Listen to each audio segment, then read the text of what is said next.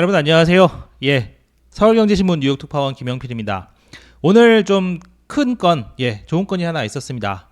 결과적으로 그 부채한도 협상, 제가 이제 누누이 좀 꾸준히 계속 말씀드렸었는데 큰 틀에서는 타결로 보면서 그 사이에 좀 이렇게 오르내림을 좀 봐야 된다고 말씀드렸었는데 오늘 결국 사실상의 뭐 큰 틀에 디폴트는 없다.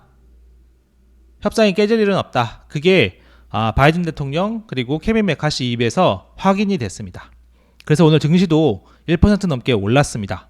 그래서 이 부분은 이제 크게 이제 걱정은 안 하셔도 되고 그 세부적인 내용 물론 이제 좀 세부적인 내용은 좀 서로 좀 약간 주고받고 이런 디테일 측면에서 조금 이렇게 뭐 잡음이 좀 나올 수는 있는데 그 부분까지는 크게 걱정 안 하셔도 될 것 같고 물론 이제 투자하신 종목마다 뭐 예산 부분이 좀 넣고 빠지는 부분 그런 거는 조금 생각하실 부분도 있긴 하겠습니다만 어쨌든 그 큰 테일 리스크 꼬리 리스크는 사라졌다 이렇게 생각하셔도 될 것 같습니다. 그래서 오늘 3분 월스트리트는 좀 이렇게 시작하려고 합니다. 바이든과 메카시 모두가 디폴트 없다 이렇게 얘기했다는 거 그리고 스티븐 코엔 억만장자 투자자죠. 침체에 너무 이렇게 매몰되어 있으면 AI라는 새로운 투자 기회를 놓칠 수 있다. 요 자체는 또 이제 곱씹어볼 내용인 것 같아서 제가 제목으로 뽑아왔습니다.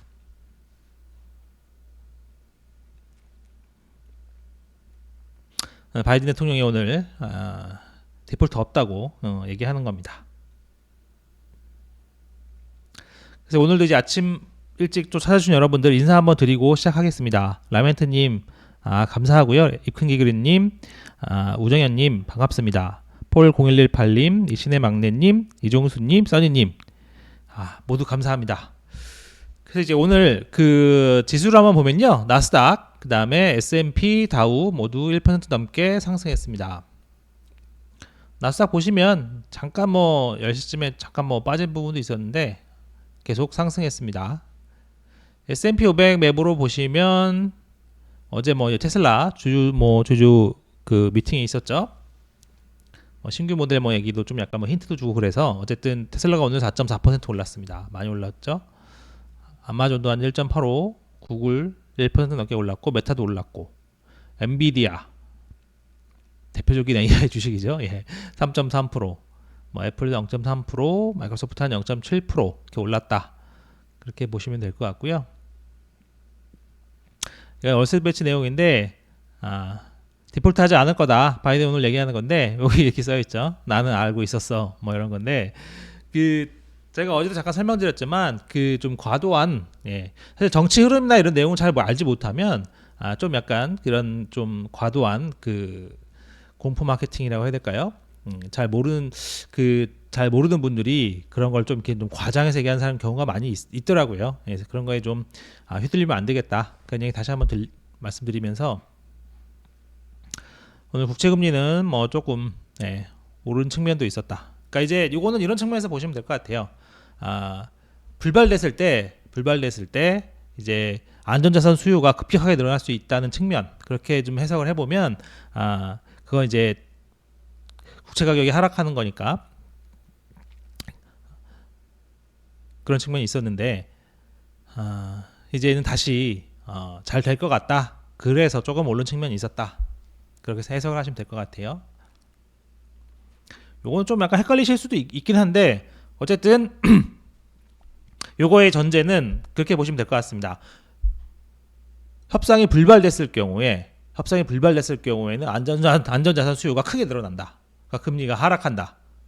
그렇게 보는 게 이제 시장의 시각이었다. 그 내용을 알고 계시면 될 것 같고요.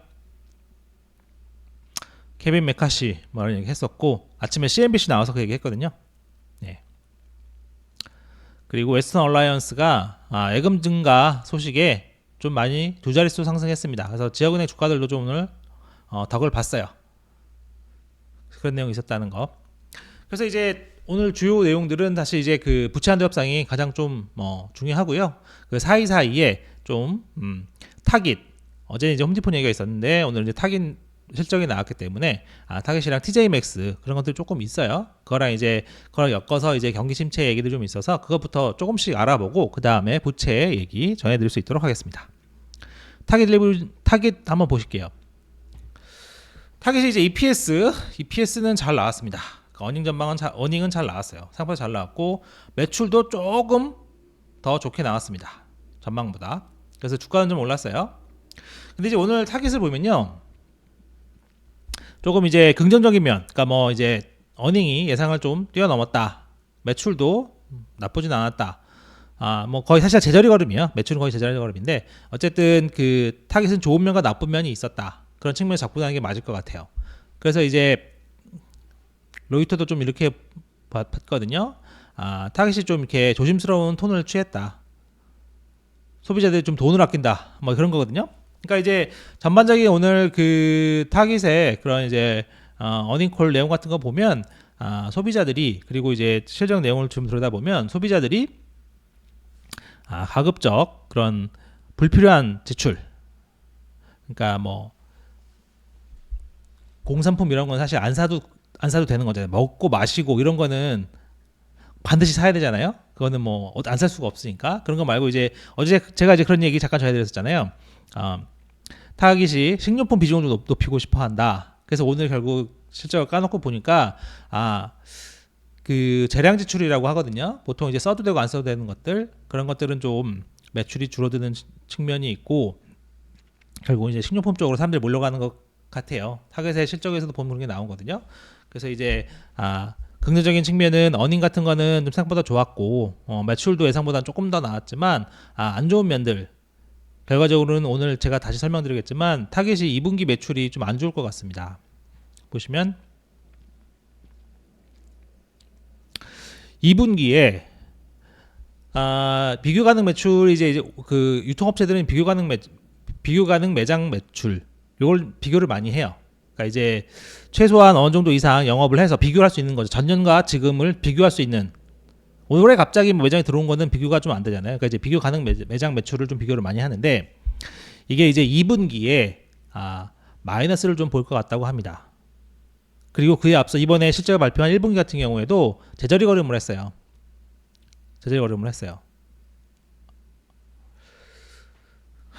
그리고 또 하나 중요한 게 1분기 상태를 보니까 오프라인 매장 같은 경우에는 비교 가능 매출이 조금 증가했지만 온라인은 마이너스 3.4%를 보였습니다. 그래서 이제 타겟에서 설명하는 건 뭐냐면 온라인 같은 경우에서 주문해서 타겟 온라인 이제 쇼핑몰이죠. 온라인 쇼핑몰 주문해서 사는 것들은 보통 이제 재량 지출, 사도 되고 안 사도 되는 것들, 뭐 게임 기구, 뭐 애들 뭐 장난감, 뭐 이런 것들이 있겠죠. 그런 거 좀 줄었는데 오프라인은 반드시 사야 되는 것들이다. 그러니까 뭐냐면 뭐 애들 귀저귀, 식료품 이런 거다. 타깃 같은 경우에는 이제 커브사이드 픽업이라고 당일 주문하면 당일 주문을 해놓고 매장에 가서 당일날 바로 찾아가는 그런 판매 형태가 있어요. 그 이제 미국 마트에서는 그런 걸 좀 많이 하거든요. 한국은 있는지 모르겠네요. 저도 이제 기억이 요새는 어떤지 잘 몰라서. 어쨌든 미국에서는 그런 커브사이드 픽업이라고 당일 주문하고 당일에 그걸 찾아가는, 픽업하는, 자기가 직접 가서 픽업을 하는 거죠. 배달시킬 수도 있는데 배달시키면 이제 뭐 시간이 좀 걸리기도 하고 그러니까 이제 커브사이드 픽업을 주문을 해놓으면 매장에서 준비를 해놓고 이제 가서 찾아가기만 하면 되는, 미국은 워낙 이제 픽업 문화가 발달해 있으니까 이제 그런 부분이 있고요. 죄송합니다. 그래서 이제 그런 얘기를 하는 거죠. 고객들의 소비 행태가 반드시 써야 하는 건 쓰지만 조절할 수 있는 품목은 여기 시기입니다. 사기로 되는 거네요. 시기를 미루려고 한다. 그리고 꺼리고 있다. 그런 해석이 좀 가능하다는 거. 그리고 하나 재밌는 게 타겟에서 이런 얘기를 했어요. CEO가 매장 내 절도가 좀 급증해서 5억 달러 가량 올해가 피해를 입을 수 있을 것 같다. 이런 얘기를 했어요. 그 미국 여행 가끔씩 와보시는 분들은 아시겠지만 이제 이런 그런 편의점이나 마트 가면 좀 비싼 거는 막 이렇게 자물쇠 채워놓잖아요. 그래서 이제 그거 찾아가려면 사람 직원 불러야 되는데 사실 절도 때문에 그렇습니다. 미국은 한국처럼 CCTV를 거의 잘 해놓지 않아요. 웬만해서는. 뭐 매장도 그렇고 길거리도 그렇고 그렇기 때문에 집어가면 집어가는 거죠. 그러니까 이제 어쨌든 이런 것들이 좀 많이 늘어났다. 이 얘기는 좀 치안 문제도 있겠지만 어쨌든 경기가 조금 안 좋아지는 거 아닌가 그런 생각도 해볼 수 있겠다. 그런 생각이 좀 들었습니다. 아무래도 뭐 마트에서 훔쳐가는 거는 아시겠지만 마트에서 그 대형 TV 계산 안 하고 집어가면 그건 너무 티나잖아요. 그건 티나는데 몰래 가져가는 것들은 뭐 작은 것들 뭐 그런 걸 테니까 그런 생각이 좀 가능할 것 같습니다. 그래서 이제 타깃에서도 이런 얘기 했어요. 어쨌든 자기네들이 어닝은 생각보다 좋았고 뭐 이런 거 뭐 괜찮게 했지만 소비자들의 압력을 받고 있다. 지속적인 인플레이션과 저축 감소, 경제 불확실성이 제품 선택에 영향을 주고 있다. 그리고 적정선에서 절충을 하고 있다. 이 얘기는 좀 싼 거 산다. 막 그런 얘기겠죠. 쉽게 얘기하면. 아까 말씀드렸지만 2분기 매출 전망은 한 자릿수의 매출 감소를 예상한다. TJmax라고 뭐 여러 가지 있습니다. 홈굿즈라고 이제 뭐 집안의 물건 같은 거, 각종 뭐 인테리어 뭐 할 수 있는 것들 뭐 그림부터 시작해서 장식용품 뭐 이런 거 파는 데가 있거든요. 홈굿즈 뭐 마셜 뭐 이런 옷 뭐 팔고 뭐 이런 뭐 팔고 그러는 곳인데 여기는 매출은 조금 하회했어요. 매출은 하회했는데 이익은 조금 예상을 우돌았죠. 근데 이제 TJmaxx 같은 경우에는 연간 가이던스에서 조금 이제 괜찮을 것 같다 이런 얘기를 했어요. 홈디포는 연간 가이던스에서 매출이 줄어들 거라고 했었잖아요. 근데 TJmaxx는 연간 가이던스에서 조금 괜찮을 수도 있을 것 같다. 이렇게 얘기를 하면서 오늘 좀 주가가 올랐습니다. 그래서 홈디포와 TJmaxx는 좀 차이가 있었다는 것. 어쨌든 타깃 같은 경우에는 뭐 오늘 뭐 그럭저럭 무난했지만 2분기에 매출이 좀 감소를 예상하고 있다는 거, 그 부분을 좀 같이 보셔야 되겠습니다. 근데 이제 오늘 여기까지 얘기가 나오다 보니까 사람들이 그런 거예요. 계속 소매 판매 마이너스에서 플러스 전환했죠. 그리고 타깃 뭐 조금 걱정했는데 뭐 2분기가 안 좋다고는 하지만 어쨌든 1분기에 어닝이 괜찮았고 생각보다 괜찮았고 매출도 뭐 줄진 않았네 그런 생각을 하는 거죠. 그럼 자꾸 이제 그런 최근에 보면 연준 내에서도 연준 인사들도 침체 없을 거라고 자꾸 얘기를 하고 노동시장은 계속 좀 강하고 그러니까 제가 이제 오늘 그 블룸버그 단말기에서 내일 나올 신규 실업 수당 청구 건수 좀 조회를 해봤는데 한 25만 3천 건으로 예상이 됩니다. 그 전주보다 또 줄어드는 걸로 나와요. 물론 이제 20만 건을 넘어가면서 20만대 중반 정도로 계속 나오면서 계속 좀 둔화하는 모습을 보이긴 하지만 어쨌든 전주보다 또 약간 또 줄어든다는 거는 이게 여전히 좀 견고하고 나는 생각이 좀 가능은 하죠. 그래서 이제 오늘 같은 좀 분위기를 보니까 이제 연착륙자들이 다시 좀 목소리를 내고 있습니다. 그게 전반적으로 이제 증시 상승과도 연결이 돼 있는 거죠. 그래서 이제 연착륙자들이 고개를 좀 다시 들고 있다. 그걸 좀 보시면 될 것 같아요. 그래서 골드만삭스는 이런 얘기를 했었죠. 경기 침체 얘기는 시간이 지나면서 좀 일관성이 없다. 이 얘기는 다 아실 거예요. 저도 이제 설명을 드렸지만 산탄데르에서 이런 얘기 하는 거죠. 경기 침체가 3개월 뒤에 올 거란 얘기를 벌써 최소 1년 이상 넘었다. 그 얘기 한지 벌써 1년 이상 더 되지 않았냐. 근데 계속 안 오는 거 아니냐. 그래서 작년에 보면 빠르면 1분기, 그게 좀 지나니까 2분기로 지나갔고 다시 3분기로 지나갔고 다시 연말로 계속 늦어지는 상황이죠. 내년 초까지 계속 이러다가 갈 수도 있을 것 같은데, 그래서 내년까지 갈 수도 있을 것 같은데, 어쨌든 결국은 이제 소비 지출이 계속 이루어지고 있고 그 이유는 노동이 생각보다 강하기 때문이죠. 노동이 계속 버티다 보니까 소비는 계속 괜찮은 거고 그러다 보니까 침체의 시점은 계속 좀 늦어지고 있다. 근데 이제 중요한 건 그런 거겠죠. 늦어지는 거냐, 아예 안 오는 거냐, 뭐 그런 걸 텐데. 그래서 이제 연착륙자들은 안 올 것 같아 아예 그렇게 생각도 하는 거죠. 근데 이제 제가 이제 며칠 동안 계속 말씀드리는데 연착륙이 온다고 생각하면 추가 금리 가능성을 받아들여야 됩니다. 그렇죠? 연착륙이 오고 침체가 없고 경기가 생각보다 강해. 그러면 인플레이션도 계속 끈적끈적하다는 얘기잖아요. 그러면은 연준 입장에서 금리를 안 올릴 이유가 전혀 없어요. 그리고 본인이 연착륙을 생각한다고 하시는 분들은 당연히 추가금리 인상 가능성은 받아들여야 됩니다. 오늘 CME 페드워치 보시면 이제 6월에 금리 인상 가능성이 조금 더 높아지긴 했어요. 26%. 그러니까 이제 연착륙 얘기가 좀 더 나온다는 얘기는 금리 인상 얘기도 당연히 조금 더 전망도 높아진다 이렇게 보는 게 수미상관이라고 하죠. 예, 앞뒤가 맞는 얘기겠습니다. 근데 이제 제가 계속 전해드리지만 침체 전망이 그럼 완전 틀린 거냐? 그건 아니다. 여전히 침체 전망은 유효하다. 물론 이제 시기의 문제, 그동안 계속 미뤄졌던 문제, 근데 그건 이제 노동시장이 계속 타이트하니까 소비가 유지됐던 측면도 있고요. 어쨌든 지금 보면 그런 겁니다. 웰스파고에서는 이렇게 또 한번 얘기했어요. 제 생각도 같은데 탄력적인 소비는 인플레이션을 너무 높게 유지할 수 있고 연준은 수요를 더 낮춰야 한다. 지금 이처럼 계속 좀 이게 소비가 유지되고 그러면 인플레이션은 꺾이지 않을 거고, 그럼 결과적으로는 침체를 일으켜서 수요를 강제적으로 좀 많이 둔화시킬 수밖에 없는 거다. 결국 뭐로 가도 침체로 간다는 뭐 그런 얘기라고 생각하실 수도 있는데, 어쨌든 그만큼 저는 제가 볼 때도 그렇고 월가에서도 그렇고 아직은 침체 가능성이 높다고 보고 있습니다. 통화 긴축 누적 효과가 더 커지면 침체 가능성이 더 커지는 거죠.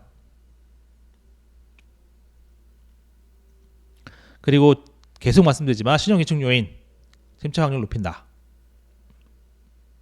그래서 이제 제가 예전에도 뭐 인터뷰도 한번 했던 분인데 KH 보이스 산치치 이분은 이렇게 얘기했습니다. 3분기부터 침체에 빠질 것으로 보지만 연말로 좀 미뤄질 수도 있다. 예. 그래서 오늘 이제 2월에 이제 블룸버그가 좀 정리를 했어요. 이번 달 초에 27명 대상으로 설문조사 해보니까 침체가 없다는 사람은 5명 정도였다. 그러니까 절대 다수는 여전히 침체가 있다고 보는 거죠. 하지만 이제 조금 침체 시점은 계속 뒤로 밀리는 것 같다. 어쨌든 언제까지 밀리느냐 이게 좀 관건이긴 하긴 할 것 같아요. 예. 계속 밀리다 보면 진짜로 안 올 수도 있긴 하죠. 근데 이제 지금 상황 같아서는 은행들의 신용긴축 그리고 노동시장이 조금씩은 둔화하고 있다는 점, 그런 점들을 고려하면 좀 늦어지더라도 침체는 오는 게 아닌가. 그게 사실은 시장에서도 그렇게 보는 측면이 있는 거예요. 보면 이게 11월 이게 6월이고 11월 정도 한번 볼게요. 12월이 되면 최소 금리 인하가 온다고는 생각하고 있습니다. 4.7에서 5.0이죠. 최소 11월이 되면 이 금리 선물 시장에서는 금리 인하가 온다고 생각하는 거예요. 근데 금리 인하가 여러분 아시겠지만 지금 갑자기 인플레가 뭐 1%로 떨어지고 그럴 건 아니잖아요. 그렇다면 결과적으로는 침체가 와서 금리가 떨어진다고 보는 거거든요. 그러니까 시장 내부에서도 결국 침체가 온다고 보는 사람들이 더 많은 겁니다. 그러니까 아까 블룸버그 설문조사에서 27명 대상 설문조사에서 22명이 침체가 온다고 답변을 하는 거죠. 그러니까 이게 전부 다 이어지는 겁니다. 그런 측면이 있다는 거.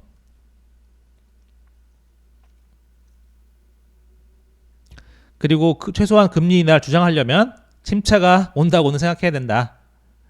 맥고레인 얘기는 나중에 한번 보시면 좋을 것 같고요. 그러면 여러분들 잠깐 또 궁금하신 게 그럼 6월 어떻게 될 거냐? 6월 또 이제 궁금하시죠? 6월은 아까도 제가 잠깐 보여드렸지만 결과적으로는 아직은 동결 쪽에 무결 두는 게 맞겠다. 침체 전망도 아직 유효하기 때문에 저는 이제 침체가 오더라도 금리를 안 내린 가능성이 높다고 보는 사람입니다. 하지만 어쨌든 그건 좀 갈리긴 하니까요. 근데 어쨌든 지금 수준 상황에서는 동결 쪽에 좀 무게를 두면서 미국 시간 금요일에 있을 파월의 발언, 파월이 어느 정도까지 힌트를 줄지, 어느 정도까지 뭐 코멘트를 할지는 모르겠습니다만 파월의 그런 뉘앙스와 톤을 보면 조금 더 확실해지지 않을까, 그런 생각을 좀 합니다. 그래서 이제 오늘 조금 참고할 거는 에버코어 ISI에서 이런 얘기를 했어요. 6월에는 금리 인상 대신에 조기 금리 인하 주장을 다시 한번 일축하고 추가 금리 인상이 있을 수도 있다. 좀 이런 식으로 매파에 치우친 동결을 할 수 있지 않겠느냐, 이런 전망을 하기도 했습니다. 이것도 좀 가능성이 있을 것 같긴 해요. 그래서 이 부분을 같이 한번 보시고, 그래서 아직은 조금 동결 쪽에 좀 더 계속 무게를 두고 있는 게 좋겠다, 그렇게 말씀을 드리겠습니다. 처음에 말씀드린 이제 부채 한도 협상, 처음에 말씀드렸죠. 아침 일찍 8시인가 정확히 시간 제가 기억이 안 나는데 그 케빈 메카시가 CNBC 인터뷰를 했어요. CNBC 인터뷰를 했어요. 그래서 그 자리에서 부채 한도 디폴트를 안 낼 거에 대해서는 뭐 확신이 없느냐 그런 질문을 했더니 아니다. 미국은 디폴트를 내지는 않을 것이다. 그리고 바이든이 협상에 좀 성의를 보이고 있다. 제가 어제 설명드렸듯이 출장은 축소했고 그리고 바이든이 협상을 하기로 마음을 먹었다는 식으로 얘기를 했어요. 대통령이 됐으니까 이게 조금 쉽지는 않았을 텐데 자기가 볼 때 대통령이 있으니까 쉽지는 않았을 텐데 바이든이 그렇게 하기로 했다. 근데 그런 건 예전에 바이든이 정말 잘했던 거다. 그러면서 좀 일부 진전이 있다고 얘기했습니다. 그러니까 이제 바이든도 일본으로 가기 전에 백악관에서 이제 기자회견을 열고 우리는 합의에 도달할 것이다. 디폴트를 하지 않을 것이다. 이렇게 못 박아서 얘기했어요. 그러니까 이제 양쪽에서 예를 들면 바이든만 얘기했으면 이거는 그냥 하는 소리가 되는 겁니다. 이 협상이 양쪽에 그 상대방이 있는 거잖아요. 근데 아침에 공화당에서 얘기했고 지나서 바이든이 얘기했기 때문에 둘 다 될 거다. 디폴트 없을 거다. 이렇게 얘기했기 때문에 그러니까 시장에서 반응을 하기 시작한 겁니다. 그리고 바이든이 얘기한 것 중에 이런 얘기가 있어요. 어제 말씀드렸던 것처럼 소규모 자기가 이제 해외 출장을 가니까 이걸 좀 권한을 위임한 것 같습니다. 제가 이제 전에도 한번 말씀드린 적이 있었는데 협상팀이 세부 사항에 대한 합의를 할 권한을 갖고 있다. 그러니까 이거는 자기가 웬만한 건 자기가 위임을 해줬다는 얘기예요. 그리고 양측의 이견을 줄여나갈 것이다. 그리고 앞으로 며칠 동안 이들이 합의에 이를 때까지 논의를 계속 할 거다. 그런 얘기를 했고 이것도 계속 전에도 얘기했었지만 그 메디케이드 건강보험은 건들고 싶지 않다 이런 얘기를 했지만 다른 부분에 대해서는 얘기를 하지 않았어요. 그러니까 이 얘기는 다른 부분은 자기도 협상을 해줄 수 있다. 예산 삭감의 여지가 있다. 이렇게 얘기를 한 거죠.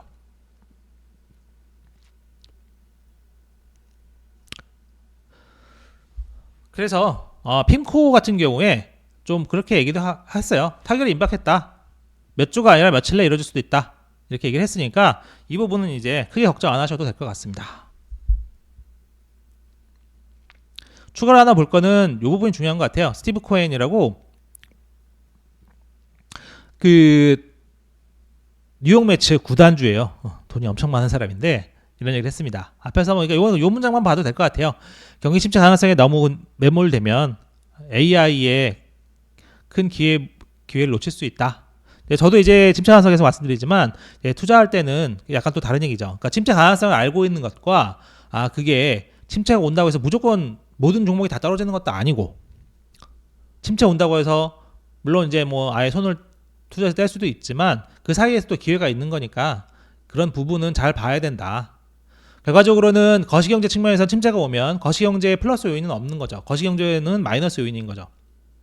인공지능이 지금 굉장히 좋고 그런데 거시경제까지 좋았다. 그러면 뭐 더 많이 올라갈 수 있었겠습니다만 그 정도는 아닌 거죠. 거시경제 요인이 침체가 오면 마이너스가 되는 거죠. 하지만 그럼에도 이런 인공지능에 대한 부분은 잘 봐서 기회를 놓치면 안 되겠다. 그런 얘기를 하는 겁니다. 그래서 이제 전에도 한번 스탠리 드러켄밀러가 그런 얘기 했었죠. AI가 뭐 인터넷에 준한다. 인터넷과 같은 뭐 파급력을 낼 거다. 그런 얘기도 했었고 그래서 이제 드러켄밀러가 운영하는 두켓이나 패밀리 오피스 뭐 이제 투자 내역을 보니까 마이크로소프트 새로 좀 많이 샀고 엔비디아는 보유물량 확대했고 알파벳과 아마존도 새로 편입했더라. 그런 내용이 있었습니다. 그래서 이제 이런 AI 부분에 물론 AI가 좀 뭐 너무 과대평가됐다는 뭐 그렇게 보는 사람도 있긴 하더라고요. 근데 어쨌든 이제 큰 흐름은 맞는 거니까 그런 부분 거시경제 요인은 또 썩 좋지는 않다. 그런 내용들 감안하면서 투자를 해나가시면 어떨까 그런 말씀 드리고 싶습니다. 오늘은 뭐 내용이 좀 아침부터 좀 확실히 좀 정해진 것들이 많이 있어서 이 정도에서만 전해드리고요. 궁금하신 점 있으시면 제가 답변 드릴 수 있도록 하겠습니다.